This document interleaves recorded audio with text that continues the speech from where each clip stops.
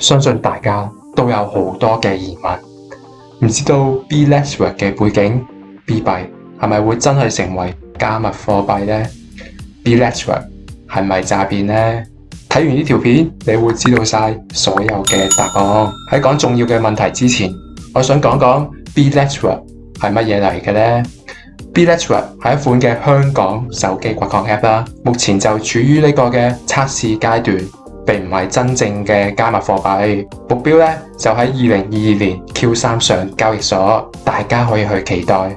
到時候係咪真係會上交易所？只有當 B-Network 上主網去中心化嘅時候，先會成為真正嘅區塊鏈。咁點解我哋要每隔24小時點擊掘礦？隔24小時掘礦嘅目的係為咗幫助用戶建立一種嘅習慣，每日用5秒鐘嘅時間到 App 上面去簽到。B-Network 亦都唔係真係喺呢部手機嗰度掘礦嘅。當你打開 App 嘅時候進行簽到 ，App 就會記錄低你咩時候進行掘礦嗰陣時候，你已經獲得你嘅 B 幣啦。到上主網嘅時候 ，B-Network 就會將你掘到嘅所有幣影射到主網上面嘅。究竟係咪真係可以喺手機上面掘礦呢？ Google Play 或者係 App Store 嘅政策就係唔允許 App 喺手機上面進行掘礦嘅。所有會令到手機故障損壞嘅 App 都係唔允許喺 Google Play 或者 App Store 上面上架嘅。即係用到 CPU 掘礦嘅 App， 即係用到 CPU 掘礦嘅 App 係唔會出現喺呢啲嘅平台上面嘅。咁 B-Network 係咪傳銷呢？係咪龐氏騙局？ B-Network 唔係傳銷嚟嘅。B-Network 係唔需要你投入任何嘅金錢，每日俾你免費去掘礦，再加上 B-Network 只有1層嘅下線，邀請人最多可以獲取1層嘅收益。上線同下線嘅關係係互惠互利嘅，下線亦都可以獲得上線嘅收益加成，大家嘅關係屬於平等嘅。OK， B-Network 係咪要我哋做 KYC 呢？ KYC 即係實名認證，目前用戶已經達到1000萬，好快就會進行呢個嘅 KYC 階段。KYC 即係 Know Your Customer， 實名認證有佢嘅必要性嘅，係為咗防止一個人開大量嘅帳號，用大量嘅手機進行掘礦。如果冇咗實名認證，就冇辦法知道係咪真人去掘礦嘅。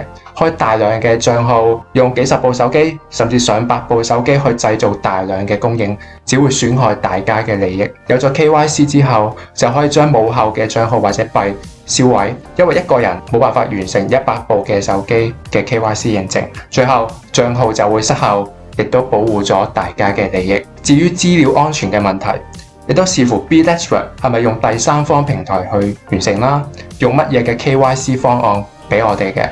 例如 Pi-Network 係用第三方平台 Yoti 進行呢個 KYC 認證嘅。B-Network 係咪廣告費去資料去賺錢呢？咁就要去睇 B-Network 嘅背景嘅。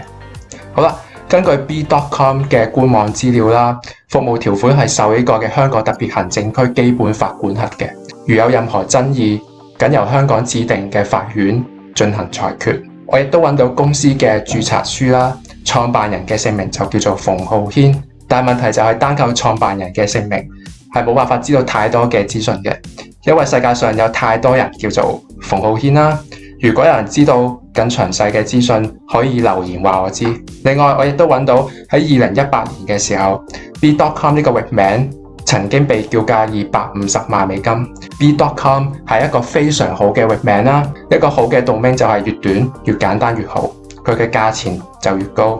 好啦，即使係咁樣，我哋都冇辦法知道 B-Network 嘅團隊，亦都唔知道會唔會完成呢個嘅區塊鏈嘅項目。接下嚟我會講一講另外一啲嘅重要嘅資訊嘅。最近我就喺網上面見到 B-Network 嘅團隊招聘啦，大家可以喺例如 JobsDB 或者其他嘅大型招聘網站上面可以睇到 B-Network 係正在招聘人員去開發呢個 B-Network B 幣嘅。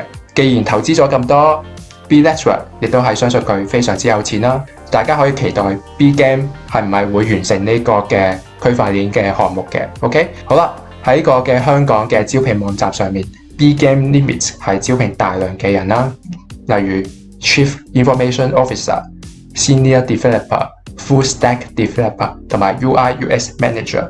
可以睇到 B-Games 係投入大量嘅金錢，OK， 招兵買馬，目標就係好似白皮書上面所講，去建立一個嘅生態啦，去接入一個 Depp 嘅，然之後引入遊戲啦、社交啦、電商啦、生活服務等等。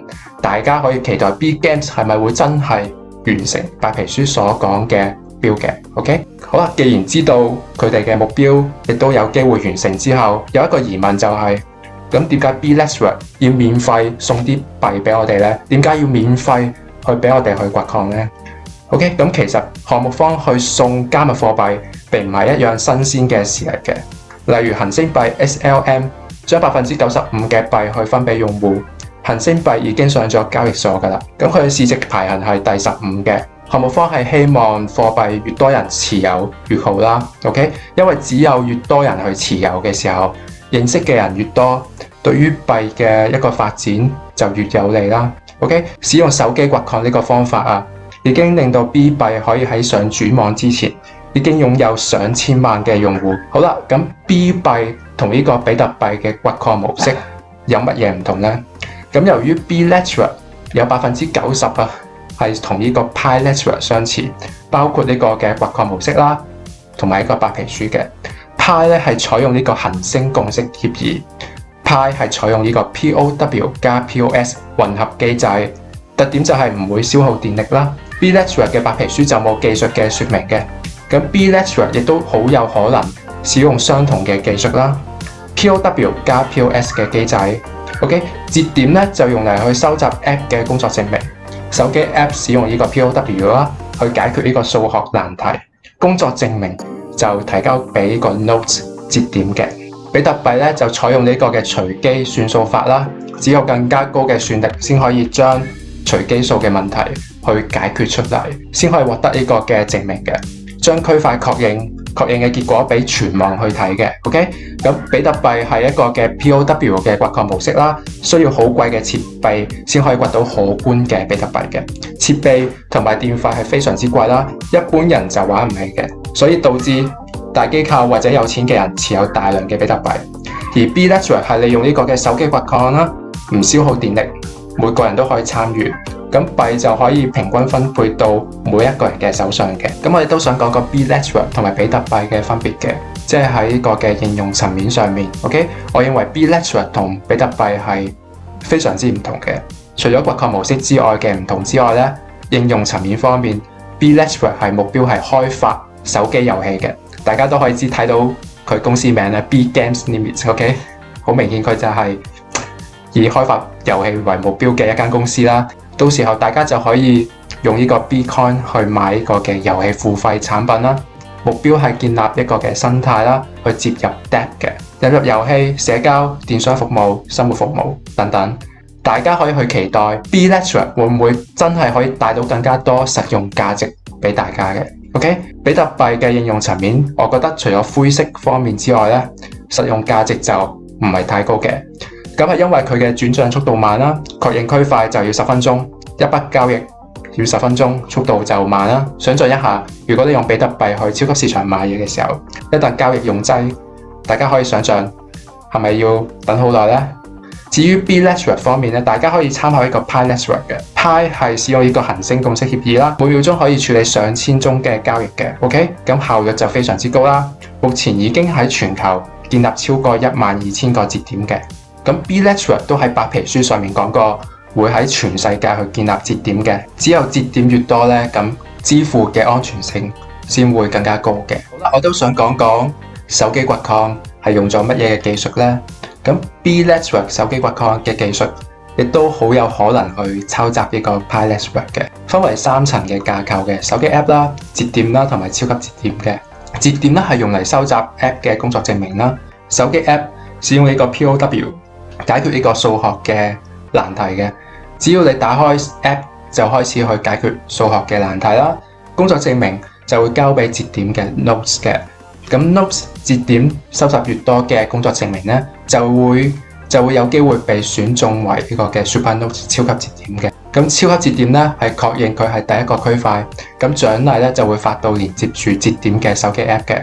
咁手機 App 咧就完成呢個掘礦啦。除此之外，我亦都揾到其他嘅手機掘礦幣嘅，佢證明手機掘礦係可行嘅。比較多人知道嘅就係我自己亦都掘緊嘅就係 PHT 幣啦，同埋 SPA 幣嘅。咁 PHT 幣咧同埋 SPA 幣都係使用呢個嘅手機掘礦模式啦。PHT 幣咧就係加拿大嘅一間公司嘅項目啦，每隔7日就可以掘 PHT 幣出嚟嘅。OK， 咁就免費掘礦啦。SPA 幣咧就係呢個嘅美國矽谷區塊鏈公司啦，亦都係採用呢個 Pi Network 嘅模式嘅，每隔24小時去進行掘礦啦。咁就非常之多謝大家睇到嚟呢度啦，亦都係大家係如果想知道更加多嘅嘢，亦都可以留言話我知啦。我哋亦都可以期待 B-Network 係咪真係會完成佢嘅項目嘅 ？OK， 如果大家想要加入 B-Network 嘅話咧，可以使用我嘅邀請碼啦，我會將條 link 同埋我嘅邀請碼放喺 description 嗰度嘅。大家睇到嚟呢度啦，我叫 Alistair，希望下次可以再見到大家，我哋下。